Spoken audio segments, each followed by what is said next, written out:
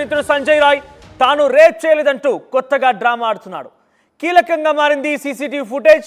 August 9న తెల్లవారుజామున 4 గంటల సమయానికి ఈ ఘటన చోటు చేసుకున్నట్టు తెలుస్తోంది. బైక్ పై ఆర్జికర్ కాలేజీకి వచ్చాడు సంజయ్ రాయ్. బైక్ పార్క్ చేసి 3వ ఫ్లోర్లో డాక్టర్ నిద్రిస్తున్నటువంటి సెమినార్ హాల్కి వెళ్ళాడు. ఆ తర్వాత 4 గంటల 3 నిమిషాలకి సెమినార్ హాల్ దగ్గరలోని కారిడార్లో కనిపించాడు సంజయ్ రాయ్. ఇక తిరిగి 4 గంటల 32 నిమిషాలకి బయటకు వచ్చాడు.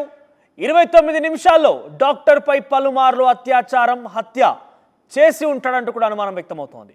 డాక్టర్ గొంతు నొక్కి చంపేసి సంజయ్ రాయ్ పరారైపోయాడు.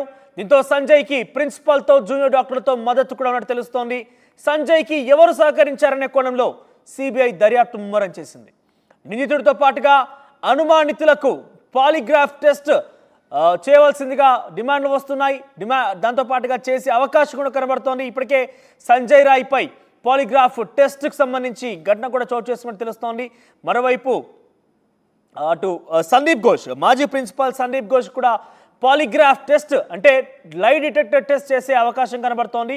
ఆయనతో పాటుగా మరొక 5గురికి కూడా అంటే సుమారుగా మరొక 5గురికి కూడా టెస్ట్ జరిగే అవకాశం కనబడుతోంది. దీంతో వారి నుంచి ఎటువంటి ఆసక్తికర విషయాలు వెల్లడి కాబోతున్నాయని మాత్రం అందరూ కూడా ఎదురు చూస్తున్నారు.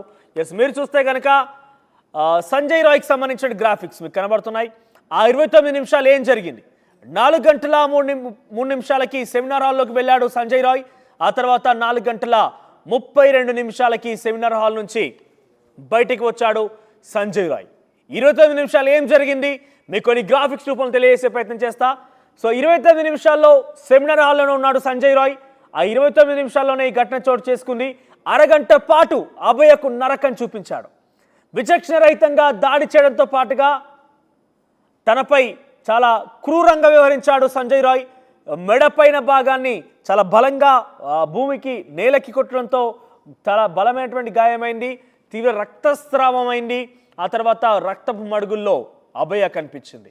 సో ఈ జూనియర్ డాక్టర్కి సంబంధించిన ఘటనలో ఉదయం 4 గంటల 33 నిమిషాలకి ఆయన సెమినార్ హాల్లోకి వెళ్ళడం, ఆ తర్వాత 4 గంటల 32 నిమిషాలకి బయటికి రావడం. ఇంతవరకు మాత్రమే సీసీటీవీ ఫుటేజ్లో ఉంది. అయితే లోపలికి వెళ్ళి బయటకు వస్తున్న నేపథ్యంలో యొక్క సంబంధించి గ్రాఫికల్ రిప్రజెంటేషన్ కూడా చూస్తే కనుక మెడలో హెడ్ ఫోన్స్ ఉన్నాయి, చేతిలో హెల్మెట్ కూడా ఉంది. సంజయ్ రాయ్ నిందితుడుగా మనం చూస్తున్నాం ఆర్టీవీ స్క్రీన్ పైన. ఉదయం 4 గంటల 3 నిమిషాలకైనా ఎంట్రీ సంబంధించిన విజువల్స్ ఉన్నాయి. ఒకసారి ఎగ్జిట్ కనుక ఉందా పీసీఆర్ ఉంటే ఎగ్జిట్కి సంబంధించిన విజువల్స్ కూడా మీరు ప్లే చేసే ప్రయత్నం చేయండి. సో 4 గంటల 3 నిమిషాలకైనా లోపలికి వెళ్తున్న సమయంలో ఇవన్నీ కూడా విజువల్స్ రికార్డ్ అయ్యే సీసీ కెమెరాలో. సో 4 గంటల 32 నిమిషాలకైనా బయటకు వస్తున్నప్పుడు మాత్రం మెడలో హెడ్సెట్ లేదు, చేతిలో కేవలం హెల్మెట్ మాత్రమే ఉంది. 4 గంటల 32 నిమిషాలకు బయటకు వచ్చాడు. దీంతో ఆ హెడ్ ఫోన్ వచ్చేసి నిందితుడు తీసుకుబాడినటువంటి హెడ్ ఫోన్ వచ్చేసి అక్కడ అభయ డెడ్ బాడీ ఉన్నటువంటి చోటున ఆ హెడ్ ఫోన్ దొరికింది. ఆ హెడ్ ఫోన్ ఆధారితంగా పోలీసులు ఆయన్ని ఛేదించారు. CCTV footage, headphone. ఆ తర్వాత ఆయన ఇంటికి వెళ్ళిపోయి రక్తపు మరకలు మొత్తం కూడా ఒంటి మీద రక్తం మరకలు మొత్తం కూడా క్లీన్ చేసుకున్నాడు, నిద్రించాడు. ఆ తర్వాత షూ మీద మాత్రం రక్తపు మరకలు ఆ రకంగానే మిగిలిపోయాయి. ఆ షూని పర్యవేక్షించారు పోలీసు అధికారులు.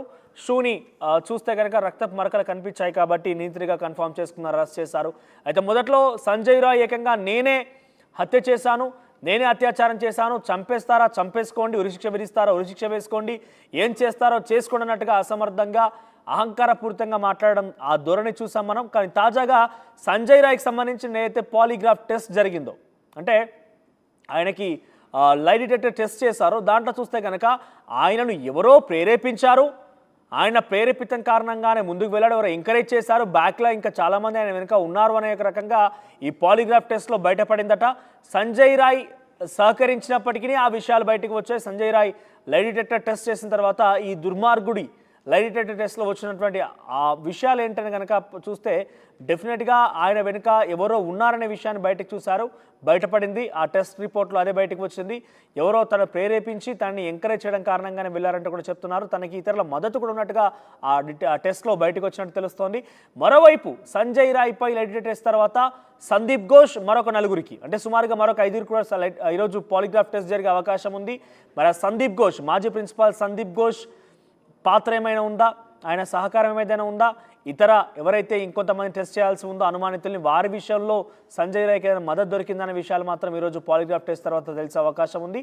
కానీ ఈరోజు 3 వారాలు గడుస్తున్న సుమారుగా 18 రోజులు పూర్తయినా కూడా ఈ రోజు వరకు ఆ అమ్మాయికి నిందితుడు ఎవడు, ఏం జరిగింది, వారికి ఏ రకంగా శిక్ష పడబోతోంది, ఘటనా స్థలంలో ఏం జరిగింది, ఇవన్నీ కూడా ఎక్కడక్కడ వివరించలేకపోతున్నారు. కనీసం నిందితుడు ఇతనే అంటే సంజయ్ రాయ్ నిందితుడు చాలా క్లియర్గా తెలుస్తోంది. కానీ సంజయ్ రాయ్ వెనుక ఎవరో ఉన్నారనేది కదా ప్రధాన ప్రశ్న.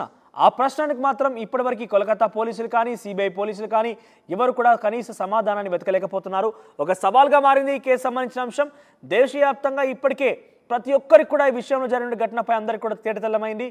ఏంటి అనేది అందరు కూడా అనుమానిస్తున్నారు. కానీ ఎవరు కూడా నిందితుడు అనే విషయాన్ని తేటతెల్లం చేయకపోవడంపై కోల్కతా పోలీసులపైన సిబిఐ పోలీసులపైన పలు విమర్శలు గుప్పించిన పరిస్థితి కనబడుతోంది.